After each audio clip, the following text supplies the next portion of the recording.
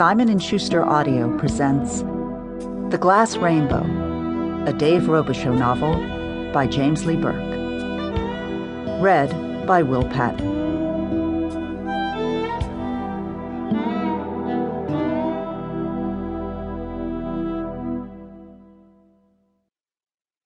Chapter 1. The room I had rented in an old part of Natchez seemed more reflective of New Orleans than a river town in Mississippi. The ventilated storm shutters were slatted with a pink glow, as soft and filtered and cool in color as the spring sunrise can be in the Garden District. The courtyard outside touched with mist off the river, the pastel walls deep in shadow and stained with lichen above the flower beds, the brick walkways smelling of damp stone, and the wild spearmint that grew in green clusters between the bricks.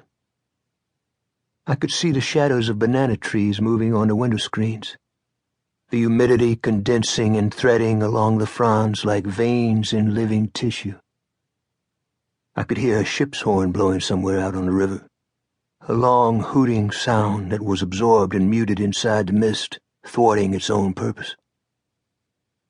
A wood-bladed fan revolved slowly above my bed, the incandescence of the light bulbs attached to it reduced to a dim yellow smudge inside frosted glass shades that were fluted to resemble flowers. The wood floor and the garish wallpaper and the rain spots on the ceiling belonged to another era, one that was outside of time and unheedful of the demands of commerce. Perhaps as a reminder of that fact, the only clock in the room was a round, wind-up mechanism that possessed neither a glass cover nor hands on its face.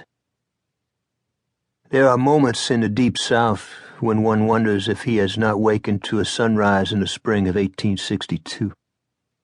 And in that moment, maybe, one realizes with a guilty pang that he would not find such an event entirely unwelcome. At mid-morning, inside a pine-wooded depression not far from the Mississippi, I found the man I was looking for. His name was Jimmy Darrell Thigpen, and the diminutive or boy-like image his name suggested, as with many Southern names, was egregiously misleading.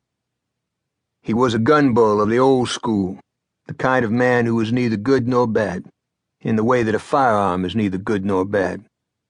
He was the kind of man whom you treat with discretion and whose private frame of reference you do not probe.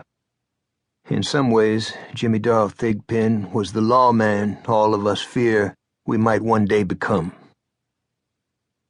He sat atop a quarter horse that was at least 16 hands high, his back erect, a cut-down double-barreled 12-gauge propped on his thigh, the saddle creaking under his weight.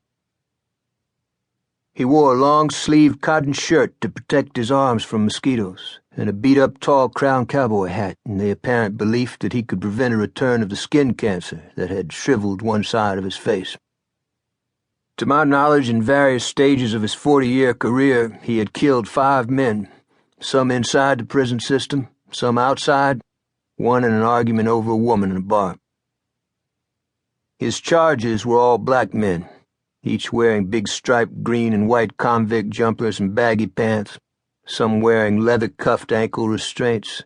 They were felling trees, chopping off the limbs for burning, stacking the trunks on a flatbed truck, the heat from the fire so intense it gave off no smoke. When he saw me park on the road, he dismounted and broke open the breech of his shotgun, cradling it over his left forearm, exposing the 2 shells in the chambers, effectively disarming his weapon.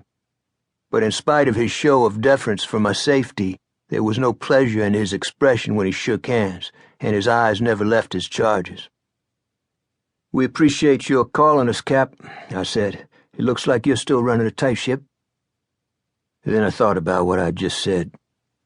There are moments when the exigencies of your life or profession require that you ingratiate yourself with people who make you uncomfortable, not because of what they are, but because you fear their approval and the possibility you are more like them than you are willing to accept.